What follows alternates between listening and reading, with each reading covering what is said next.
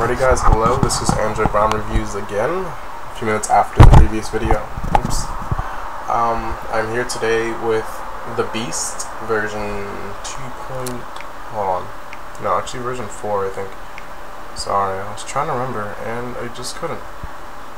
No, sorry, doubled it. The Beast version 2. Now, this is an ROM. It's just Android AOSP, Android open source project. So it's the default Android launcher here. I just tried to use sense there, no sense. The ROM is just flashed it a few minutes ago, so this is how it looks out of the box. Let's go ahead, see, you got the CRT animations. It looks like it's just CRT off, not CRT on. Default, the rotary lock screen. Unlock. Now, one thing I do think is cool is that it has the Samsung interface sounds, actually, which is something I usually do on my own, but this ROM comes with it. I didn't discover that until this time flashing, but yeah, that unlock sound there, that's from TouchWiz, it's from Samsung devices, and the touch sound, I went ahead and turned it on. You know how to use that I don't know, it's really annoying, the default Android one. I hate it, so I turn it off. But this one, it's a soft, I don't know if you can hear it, it's a soft ticking sound from Samsung if you never had a Samsung phone. It's very subtle. I actually like having it on. Just gives me that extra, confirmation that it's working. I don't mind it at all when I'm navigating my phone. Also, the keyboard has, hold on, a second here, sound and key press. The keyboard actually has, this is quite a surprise. Don't know if you can hear that, but those are iPhone ticking sounds, which I really don't mind. I like the Samsung sounds better, but these I really don't mind when I'm typing. I like having it on, again, for that extra confirmation that it's working, I guess. But yep, everything's iPhone sound, which is really cool for him to include that, because the default Android typing sound is really annoying. I hate when I'm at the mall or like in a restaurant and somebody's got it on blast, got their media volume all the way up, and they're just typing away with the Android default sound, and I'm like, oh my god, kill me now. But as you can see, like I'm saying, now one thing, the animations are kind of slow, like this, really slow, open, slow, easily changeable with spare parts though. If you've never used spare parts, this comes with it. Spare parts. Now watch out for the window animations. When you put it on fast, you lose your CRT off animation, which isn't really that big of a deal for me. I think it's cool, but as I've gotten used to it, I've kind of not wanted it anymore because it's kind of slow. Put everything on fast, and you get a little bit more speed when you're, going around AOSP Manager. See the difference in speed there. I usually like having everything on fast because it looks like my phone's really fast, and I'm just hammering away when I'm using my phone, which is one edge that we have over stock Android phones and also the iPhone, because all the animations on the iPhone are really slow.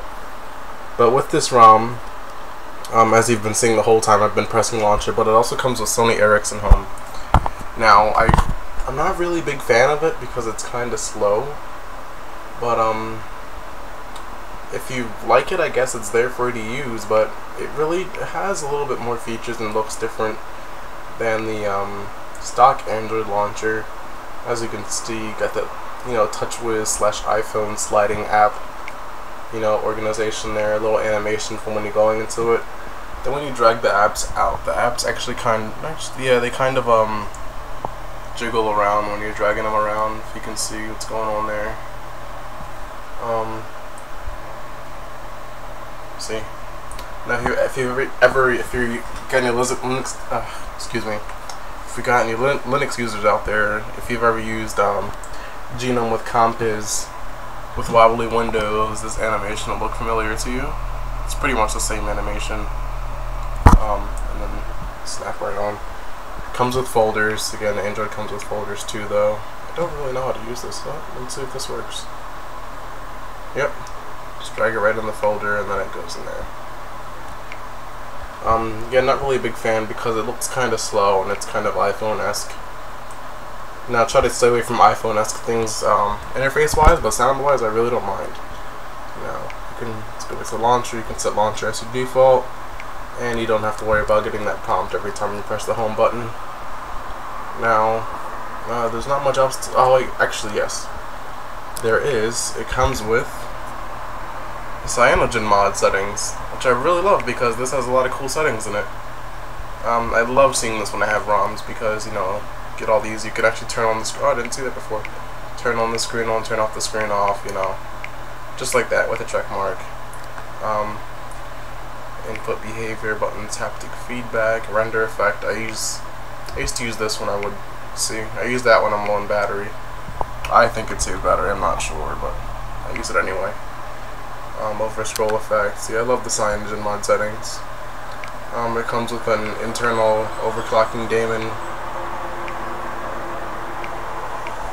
There we go, min CPU frequency. Stock kernel supports up to that much.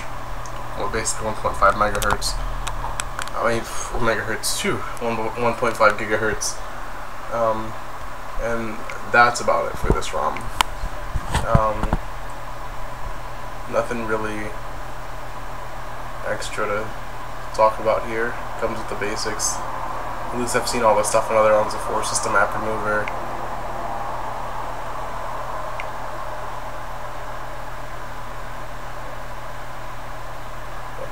Great power comes great responsibility. This update brings you system apps. So anything that comes pre-installed. Oh shit, sorry. Anything that comes pre-installed with the phone, you can go ahead and get rid of. Which is not something that's normal for a lot of stock things, a lot of stock Android. But that's about it for this ROM. You can just see it in action. Let's go ahead and check out the boot animation for you guys. Reboot. Reboot.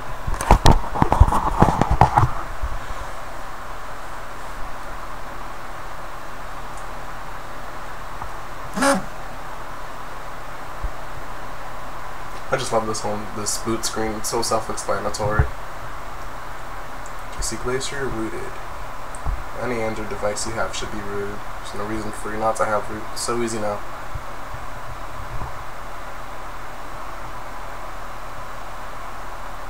Alright. That should be familiar to any Android user right there. It's from the Nexus. When Android is first getting released on Windows mobile phones, that's what they would use originally. Now the boot for this is really fast. Just realized that. And this is only the second boot that I've had here on this install. But that was a pretty fast startup. And just gotta wait for the widgets to load, and then it'll be good to go. Until it's not done, yeah, there you go. And the phone's booted. Alrighty guys, I'm signing out. Subscribe, do whatever you want, comment, troll, you know, I don't care. Just as long as somebody appreciates what I'm doing here. Alright, see you later.